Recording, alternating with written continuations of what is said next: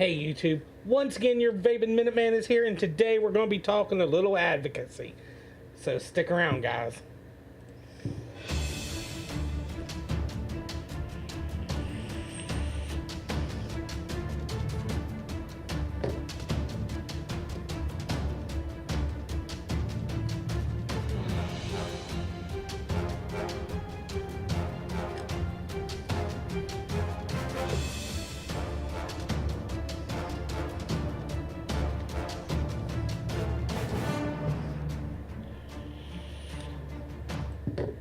Okay guys, we are now back once again. Today we're talking advocacy. Now, this was just published today on YouTube, or well, it's been published all throughout. I will include a link to the transcript down in the description, as well as a link to the actual video that I got this off of. But CNBC had a exclusive with Dr. Gottlieb, and he went and talked a long time during it, but ours really does not start until around 24 minutes in to the actual video. So we're going to hear him talk a little bit at the beginning, and then after that I'm going to intervene ever so often just to let you know what my 2 cents is with what he's talking about. But there's a lot of things that he brought up that the community has been overlooking, and there's a lot of things, and this is coming straight out of his mouth, that people have said, oh, that's not the case, you know, that's not the way we need to look at this, but it's coming from his mouth, and we have to really consider the simple fact that that is what is going on. So let me go ahead and we will flip over to that. So we will go to the specialty screen. Okay, and it's funny. He's got his mouth wide open. He's in mid-sentence right here, and this is queued up right before he actually talks about it. So, you know what? Let's go ahead and start it. And like I said, ever so often I will pause it and we'll talk about what's going on. Who we're going to be targeting. Let's talk about tobacco. So you have announced plans to try to limit the nicotine levels in combustible cigarettes to minimally addictive or non-addictive levels. You've also said you're going to be looking at flavors like menthol. You got sued yesterday, though, by several public health groups saying you didn't move fast enough. The FDA didn't move fast enough and has delayed rules on e-cigarettes and cigars, and that kids will be exposed to them for longer and potentially get addicted. How are you looking at that? Well, I'm not going to address the specific litigation, but when we announced this plan earlier, late last year, the idea was to put nicotine at the center of our regulatory efforts and to your point, go through a process to try to regulate nicotine levels in combustible cigarettes, combustible tobacco, to minimally and non-addictive levels, to try to transition smokers more quickly off of combustible tobacco onto reduced risk products, or to quit altogether. Now, I'm going to interject here because he actually mentioned something that he's been mentioning for a while, and that is the simple fact of reduced risk products. You know, that is what we are. We are harm reduction, not harm prevention.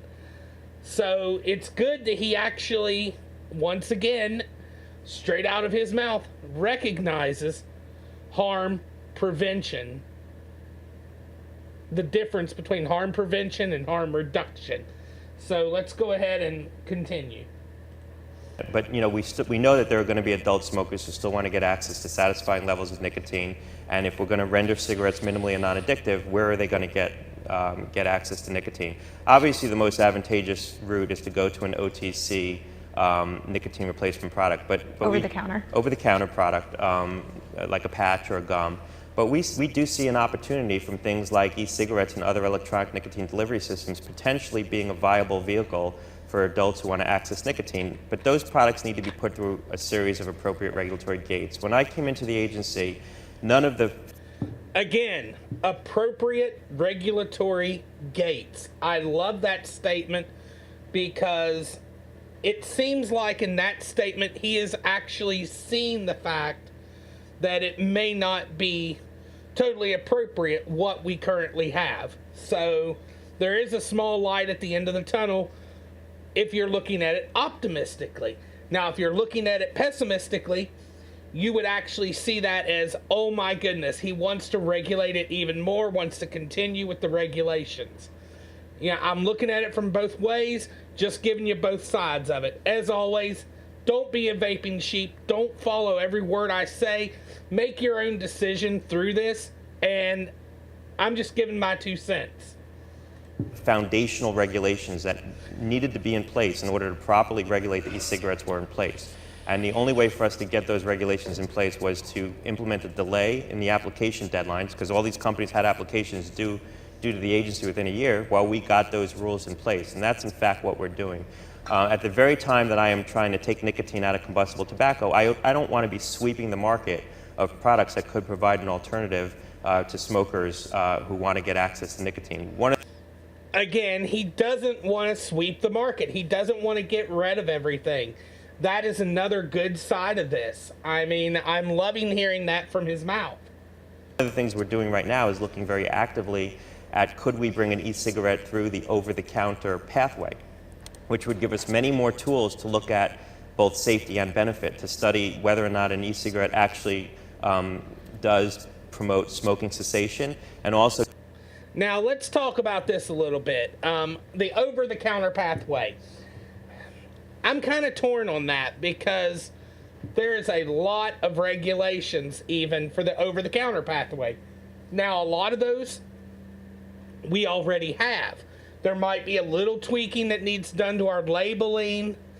There might be a little tweaking here, little tweaking there, but a lot of what we already have is already there, as well as a lot of the requirements for over-the-counter they could actually put on papers inside where most of our liquids have boxes.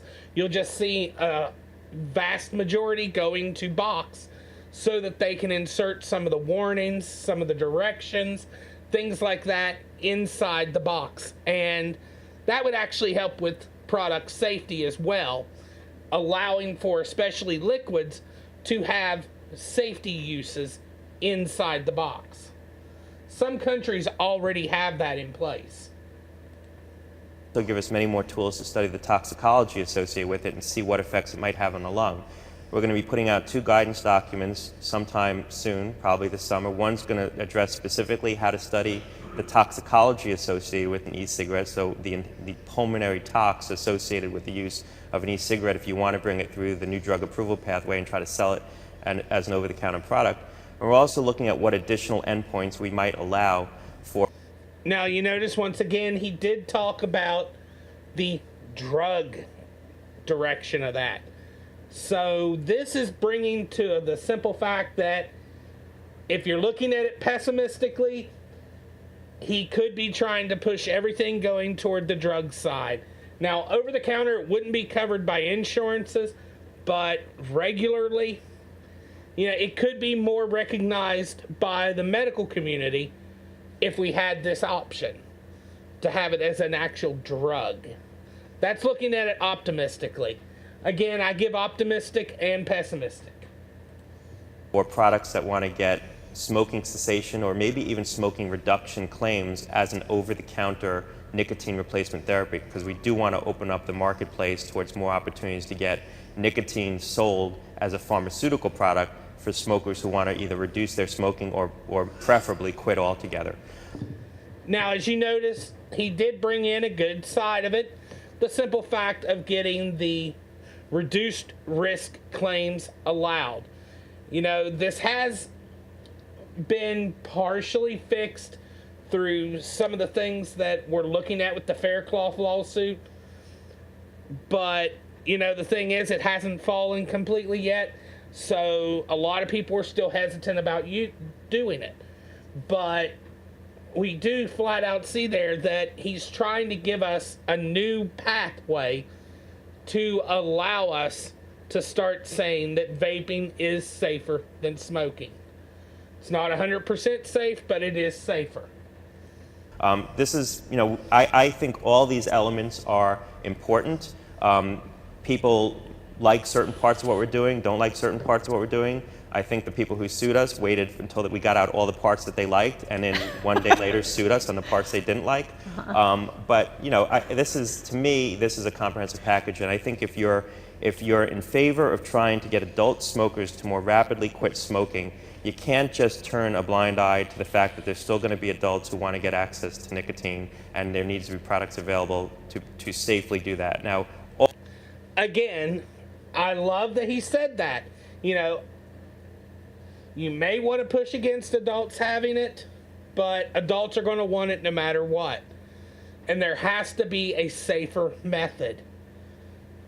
And they have to have access to that safer method. That is one of the beauties of vaping. So I like hearing that out of his mouth. All that said, I will just close by saying we are deeply concerned around the youth access. We see what's happening with Juul. Okay, this is going to be the kicker. Listen to what he says very, very closely. We see what's happening with the other e-cigarette products where you see a lot of youth initiation on those products. That's why we're going to address things like flavors. That's why you're going to see us take some enforcement actions very soon against some of those some products that we think are being inappropriately marketed to kids. And we'll continue to put... Now, he said something, inappropriately marketed. Now, let's go ahead and look at something.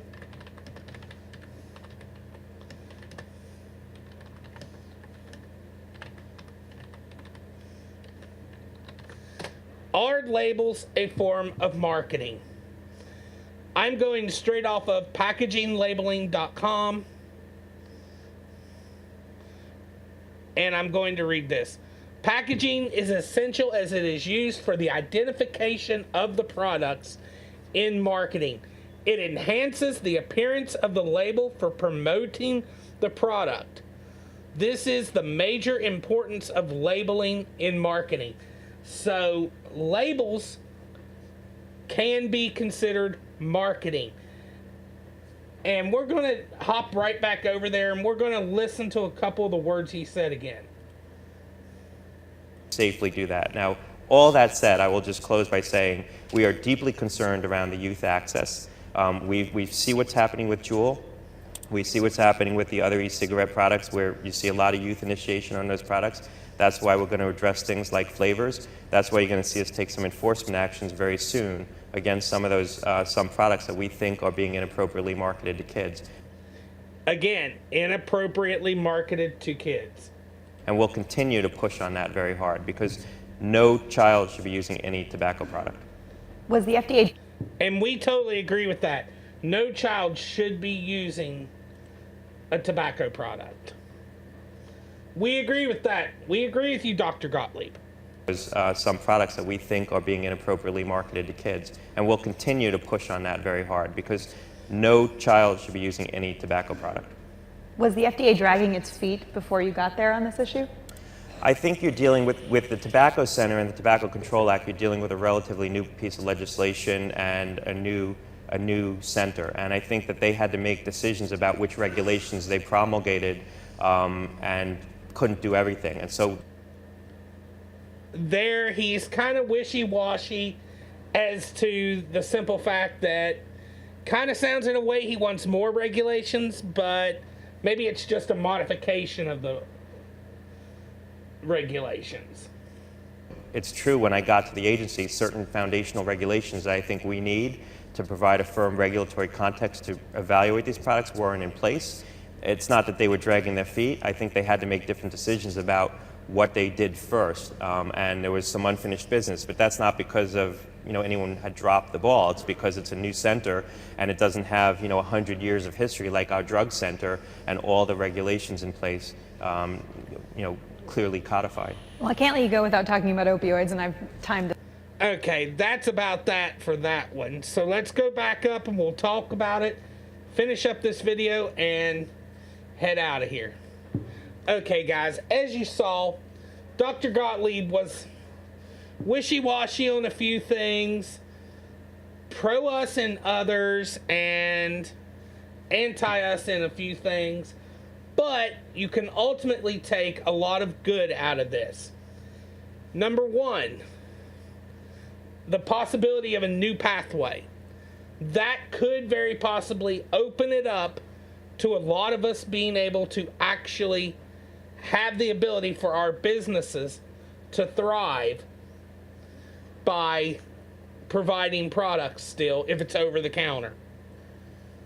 It also could give us the chance to have vape gear sometimes in a drugstore. Possibly. You know, they sell cigarettes and a lot of them are already selling e-liquids, but a lot of what they're selling is the crappy stuff. So, you know, that could give the chance for some of the drugstores to actually have some of the better stuff. Now, he did attack the Juul, and I actually figured he was going to do that, simply because of the fact you are seeing so many reviewers or YouTubers making a big deal out of the Juul, especially certain reviewers that then actually take it and magnify it so much more. They make it to the simple fact that hiding your Juul in school, and everybody knows what I'm talking about when I say that. So the fact that that had been done does not surprise me. They've went after Juul. And then lastly, you know, everything else he talked about, making sure everyone still had the access. You know, the only thing I worry about with the over-the-counter situation is Big Pharma getting involved and taking over our industry. That's the only thing I worry about, because they do have over-the-counter drugs. We all know that. Big Pharma has it. And if they took over control of our industry, we'd see crap happen. You know, he's talking about taking care of flavors. Well, we don't know how he's going to go after flavors. So we can't fully hit it totally on that. But we have to look at this and make our own judgments. You know, I hope that hearing this, and if you read the transcript during it, I'm hoping all that really helps you out a lot.